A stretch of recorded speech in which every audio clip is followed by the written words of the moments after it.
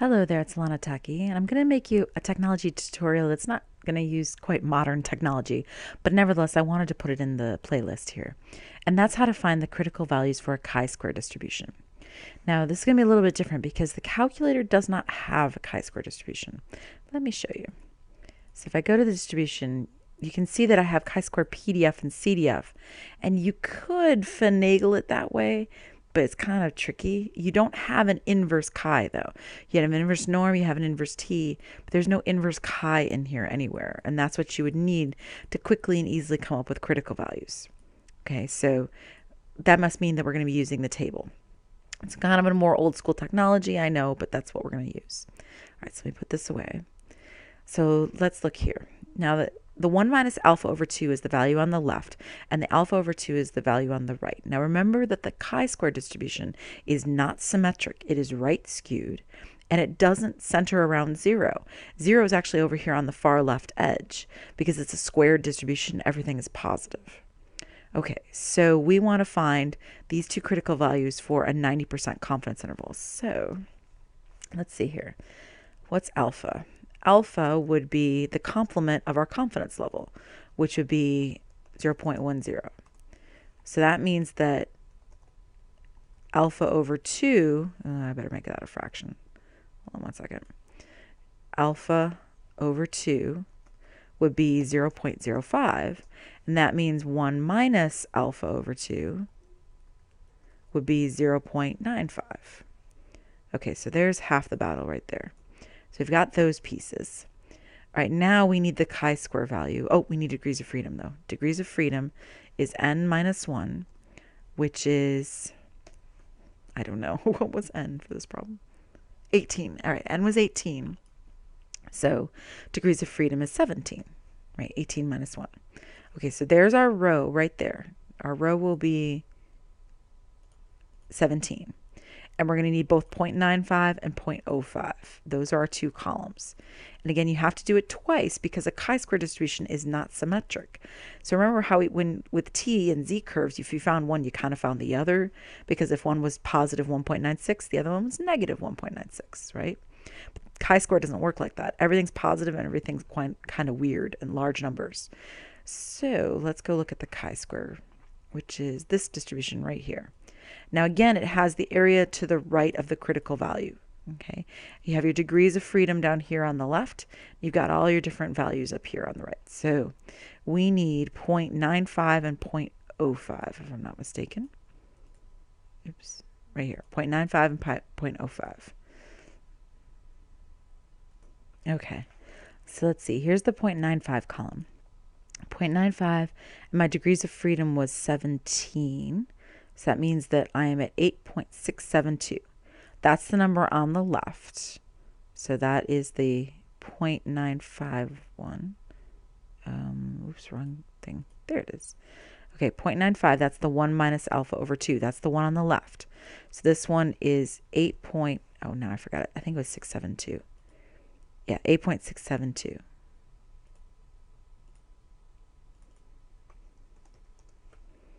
Okay, there's one value right there. That's the 1 minus alpha over 2. If you want to know what it really is, a lot of books would abbreviate it this way. They'd say 0.95 comma 17, because that was your degrees of freedom. So you have 95% on the right of it, and it was 17 degrees of freedom. So that's another way to notate it, which actually is probably a better way to notate it. All right, so then what about the other one? So that's going to be 0.05, because we already said alpha over 2 is 0.05, comma 17. At least I think it was 05. Yep, it was 05. Okay, so then what would that be? So let's go to the table. We want 0.05 right here, and you want 17, that's down here. That's 27.587.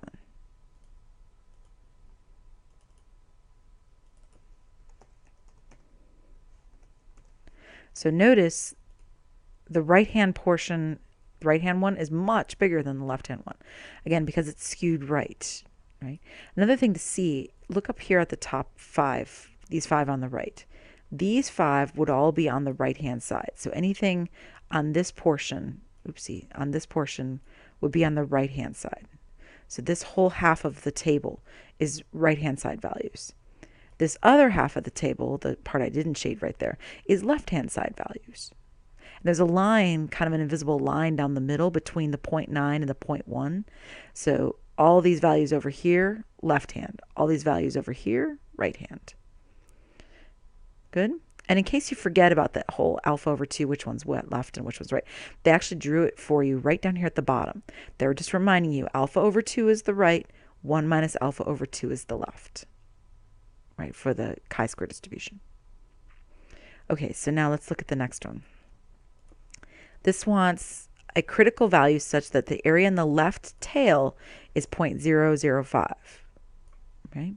So let me go back and look right here. So we want the area in the left tail is 0.005. See right there? Left tail. So you use this picture right here. So you say, okay, alpha is 0.005, so I really want 1 minus alpha. That's what I'm looking for. So let me go and draw that.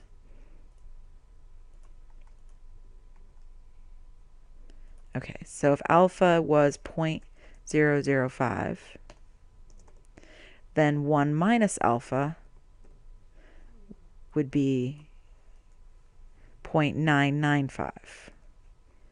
Okay, and let's see, my degrees of freedom. My degrees of freedom was, okay, n was 12, so my degrees of freedom is 11. Okay, so if you want a left-hand value, you better be picking something that's on the left-hand side. 0.995 is on the left-hand side of that table. Remember, these 5 numbers over here would be left-hand side of the chi-square distribution. These 5 numbers over here on the right-hand side. So I'd go 0.995, and then I would drop to the 11 row, and I get 2.603. So that is that critical value, 2.603. Let me write that down. There we go. Okay, so what we're saying is it's 1 minus alpha. So it was 0.995, because alpha was 0.005, comma 11. And there you go. So the area in the left tail was 0.005. So that means 0.995, and that's what you use to create the table. Remember, always draw a picture, and remember to yourself, if it's on the left-hand side, I better be pulling from one of these 5 columns over here. If it's on the right-hand side, I better be pulling from one of these 5 columns over here. And if you get lost, there's always this picture to kind of help you out. So if you're talking about one that's on the left, which you were in this case, then you use 1 minus alpha for this one. You don't split it in half because you're not doing a two-tailed thing, right? You're not doing a confidence interval. You were just doing the area in the left.